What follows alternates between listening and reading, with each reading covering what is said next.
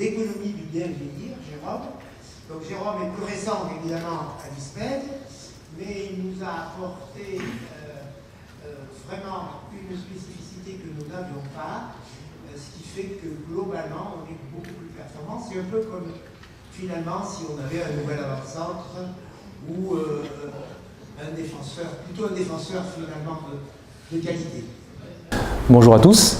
Donc effectivement je suis économiste et depuis assez peu à l'ISPED, ça fait maintenant 4 ans que je suis là, donc je suis un peu, je suis honoré d'une part, hein, et je vais essayer d'être au niveau. Donc on va changer assez radicalement de point de vue et de niveau de technicité.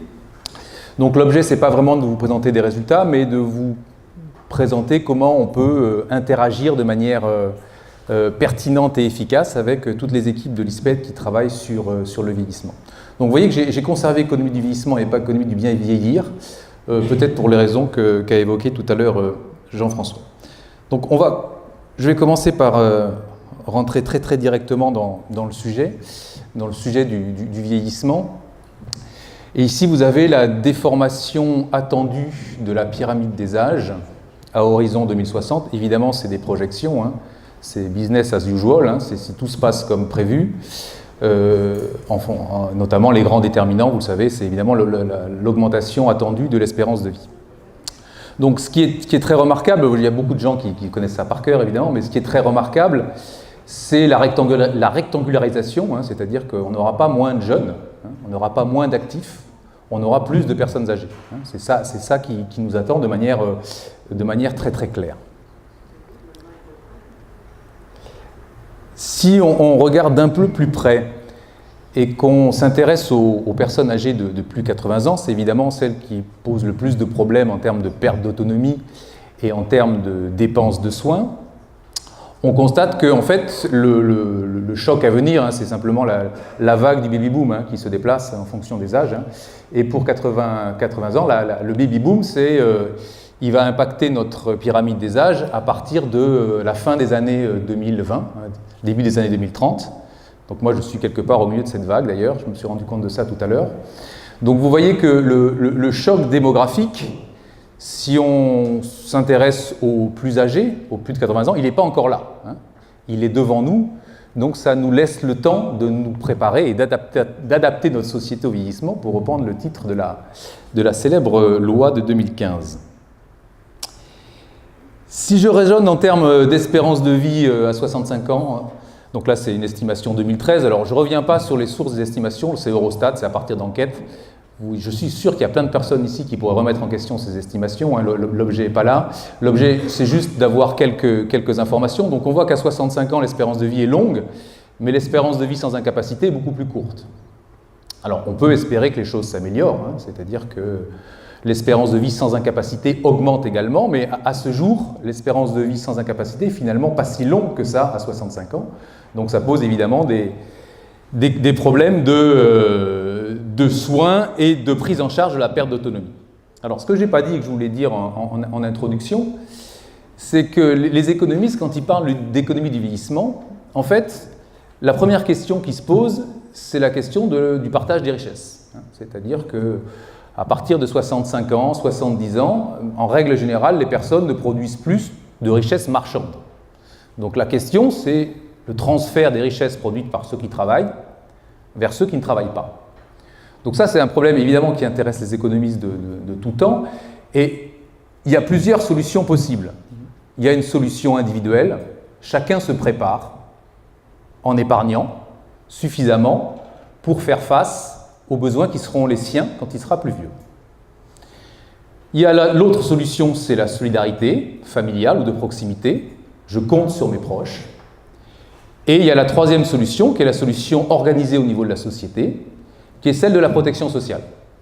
Donc tous les systèmes, tous les pays ont des systèmes mixtes, bien entendu, tout rentre en jeu.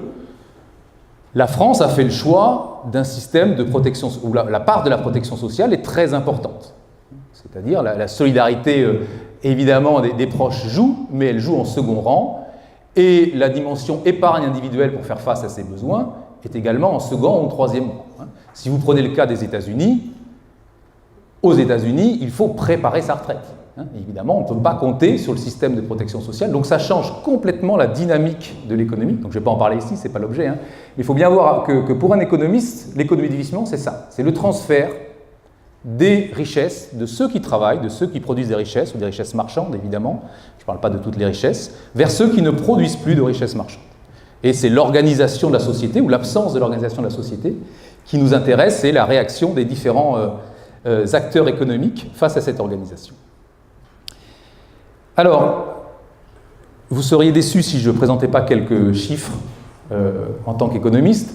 Donc juste, puisque ce qui m'intéresse, c'est l'impact ce qui nous intéresse, c'est l'impact du vieillissement sur la protection sociale, si je me place du côté français, ce qui va être mon cas maintenant, d'ores et déjà, c'est quelles sont les masses en jeu. Donc ici, vous avez un gros camembert qui sont les dépenses de prestations sociales. Bon, c'est en milliards d'euros. Donc ça ne dit rien à personne. Le gros camembert, c'est en gros un tiers du produit intérieur brut. Donc la France consacre un tiers de son produit intérieur brut à des dépenses de prestations sociales. Et vous voyez que dans ce un tiers, c'est 80% vieillesse santé. 90% des dépenses de prestations sociales, c'est soit des pensions de retraite, soit des dépenses de soins. Donc c'est la très très grosse partie. Et c'est évidemment ces dimensions de la protection sociale qui sont directement impactées par le vieillissement de la population. Bon, là c'est un tout petit schéma pour vous dire à quel point, je ne vais pas insister là-dessus, mais à quel point le système de protection sociale est impacté. Ici, c'est une projection du taux de cotisants par personne à la retraite. Donc, vous voyez qu'on était en 2013, on était à 1,75, on va dire, et qu'on prévoit, c'est plusieurs scénarios, peu importe les scénarios, les différentes couleurs, c'est différents scénarios. On prévoit un taux de remplaçant à 1,40, c'est-à-dire qu'en 2040, on aura 1,4 personnes qui travaillent pour une personne à la retraite. Donc ça a des chocs, c'est des chocs extrêmement importants pour le système de protection sociale qu'il faut évidemment digérer, et c'est très compliqué à digérer. Si je prends le côté santé, ça vous le connaissez beaucoup mieux pour la plupart d'entre vous, ici vous avez la prévalence des ALD par âge. Donc évidemment, les consommations de soins sont très corrélées aux ALD. Les ALD consomment 65%, 70% des consommations de soins, ce qui est normal, c'est des personnes malades, le système est fait pour ça.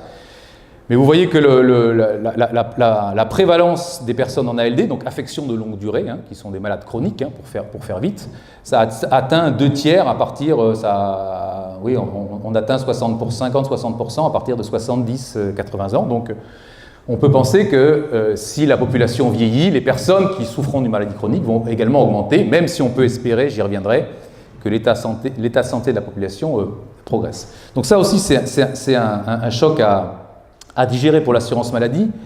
Et là, je vous présente un graphique où on a l'évolution sur la gauche du graphique en ordonnée. Vous avez le pourcentage des dépenses de soins par rapport au PIB. Et en bleu, donc sur l'échelle de droite, vous avez le gain en espérance de vie, donc c'est à partir de 1950 jusqu'en 2015. Et donc vous voyez, bon, même si le parallélisme est complètement fortuit lié au choix des échelles, mais vous voyez que les deux augmentent de concert, et on ne sait pas dans quel sens va la causalité, évidemment. On ne sait pas dans quel sens va la causalité. L'augmentation des soins améliore l'espérance de vie. L'amélioration de l'espérance de vie entraîne une consommation de soins plus élevée, puisqu'on a un plus grand nombre de personnes à des âges élevés.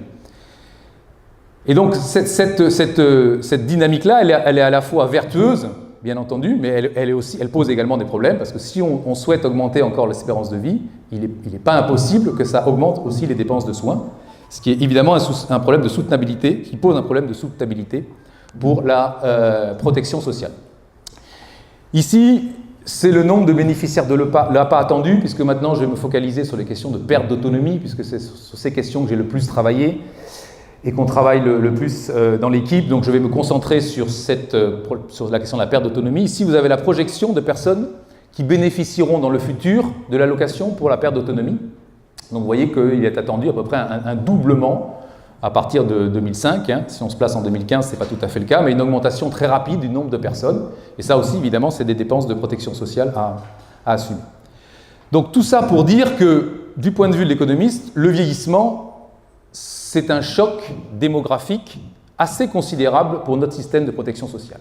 Si vous avez d'autres systèmes fondés sur l'épargne individuelle, ce choc, il va dire, il n'a pas d'impact sur les politiques publiques. Nous, il a un impact immédiat, direct, fort sur les politiques publiques. Alors, je change un peu de sujet, là je mets l'efficience de Gerlas. Pourquoi j'ai mis ce titre? Parce que progressivement, ce terme d'efficience qui était absolument... bon, je parle en historien que je ne suis pas, mais il y a 20 ans, vous parliez d'efficience à un professionnel de santé, même de santé publique. Je pense qu'il était incapable de le définir, ou 20 ou 25 ans. Aujourd'hui, tous les médecins savent à peu près ce que c'est l'efficience. Donc il y a eu une diffusion, alors certains ne s'en réjouissent pas, si j'ose dire, hein, mais il y a eu une diffusion de ce terme de manière assez spectaculaire. Pourquoi il y a eu une diffusion de ce terme? Tout simplement parce que les contraintes mordent. Hein.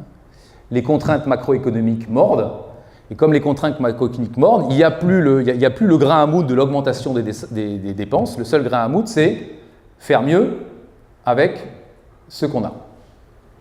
Alors, là, j'ai expliqué très très sommairement l'efficience, mais je pense que c'est important. Il y a deux façons de la considérer d'une manière un peu en termes d'efficacité, c'est-à-dire on va pouvoir faire mieux avec ce qu'on a, ou dépenser moins pour faire aussi bien. Et puis il y a l'autre dimension de l'efficience qui est de dire, qui est plutôt celle-là que vous avez peut-être en tête, qui est de dire est-ce que ça vaut le coup? J'ai une intervention, une prise en charge, un dispositif qui va me permettre d'améliorer les choses d'une certaine façon. Est-ce que ça vaut le coup?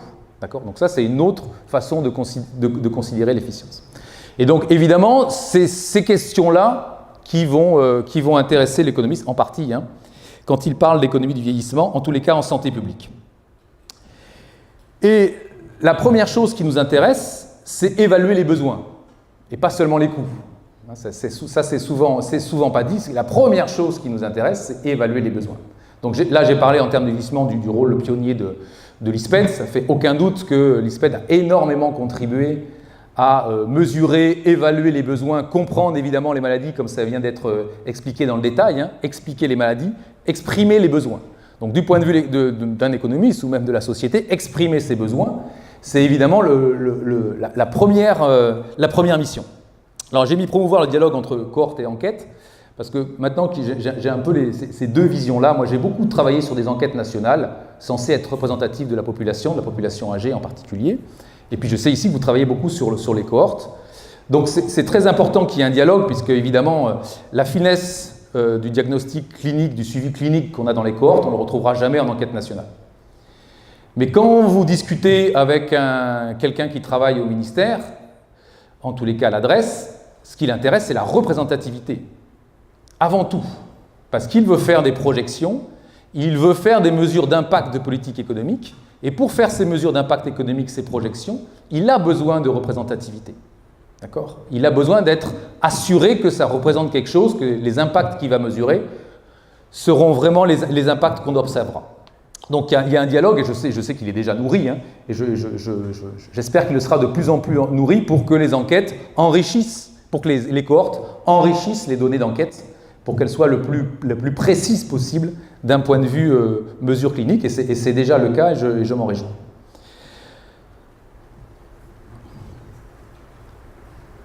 Alors évidemment, ça vous avez tous en tête, hein, vous avez tous en tête qu'un économiste, ça mesure des coûts, c'est vrai, mais j'espère avoir montré que ce n'est pas que ça, ce n'est qu'une partie, c'est une partie de notre mission, si je le dis comme ça. Et donc, il faut essayer d'avoir la perspective la plus large possible, hein, si on veut être en soutien ou en tous les cas en éclairage des politiques publiques.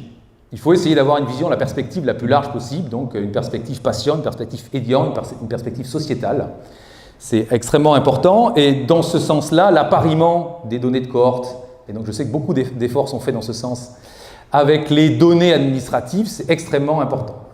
Je sais aujourd'hui, par exemple, que cet effort a été fait sur les enquêtes, une enquête CARE qui va sortir à l'adresse, qui est une enquête sur les personnes âgées en perte d'autonomie, et les personnes en perte d'autonomie d'ailleurs âgées ou pas.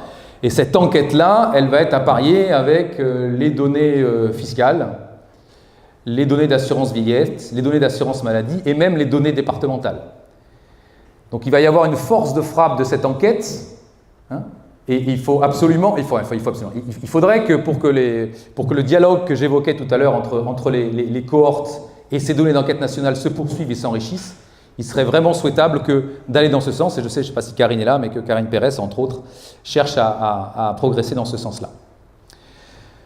Donc après la mesure des besoins et la mesure des coûts, c'est réfléchir à de nouvelles organisations. Si on veut être plus efficient, plus économe, en étant tout aussi efficace, voire plus efficace, l'idée c'est de réfléchir à de nouvelles organisations. Donc là, je parle de nombreux travaux qui ont été faits ici, que je sois ou que l'équipe soit impliquée ou non, sur PAERPA, les Maya, TSN, Village Alzheimer, les équipes EPA. Donc il y a tout un travail qui est fait et c'est vraiment très important. On peut penser que dans ces nouvelles organisations, il y a des gains d'efficacité et d'efficience considérables. Donc on parle, je ne sais pas là, si vous connaissez ça, on parle maintenant de tarification au parcours. Hein. C'est l'idée qu'on ne tarifie plus à l'acte, mais au parcours, ce qui serait évidemment une révolution dans la tarification. On n'en est pas encore là, hein, mais ce qui serait on n'en est pas encore là, mais ce qui serait une révolution, et on peut penser que là, il y a des gains importants. Et puis je mentionne le Nouvelle Forme de Solidarité, la plateforme Busy & Co qui est suivie de près ici. Et je finis par la prévention, bien entendu, un sujet très important. Je finis par la prévention. On a dit tout à l'heure que si on regarde les résultats qui ont été délivrés tout à l'heure, c'est-à-dire le déclin cognitif rapide, et si on a la courbe noire en tête, on peut avoir l'espoir que cette courbe noire ne représente pas 11% de la population, mais 20, 25, 30, 40%, ce qui évidemment limiterait les besoins. Donc cet espoir-là, ça reste un espoir aujourd'hui, ça relève de la prévention. Donc juste un point, puisque je vois que je suis en retard. Donc en termes de perte d'autonomie, on sait que les risques sont complexes, ils sont imbriqués. Donc les bonnes interventions nécessitent d'impliquer tous les acteurs sur le terrain très certainement, ou un certain nombre d'entre eux. Il faut évaluer absolument ces interventions, en tous les cas quand ça le mérite. Mais juste un bémol, il faut garder en tête que la perte d'autonomie, ça reste un risque. Ça reste un risque dans le sens où tout le monde n'aura pas dans sa famille quelqu'un qui sera en perte d'autonomie sévère pendant plusieurs années. Ce n'est pas vrai, ça reste un risque. Et ce risque, il faut le partager, il faut le mutualiser, et donc il faut qu'il y ait un niveau de mutualisation au niveau national. Donc il y a la piste du 5e risque, qui est un peu le sous-marin depuis 20 à 25 ans, qui a été relancée récemment. Donc cette piste, il faut continuer à mutualiser, il faut faire attention aux solidarités de proximité, elles sont indispensables, aux solidarités familiales. Il faut faire attention, de mon point de vue, à ce que l'accent ne soit pas mis uniquement là-dessus, et faire bien attention que la solidarité au niveau national, que la mutualisation reste à un niveau important. Voilà, j'en ai fini. Merci.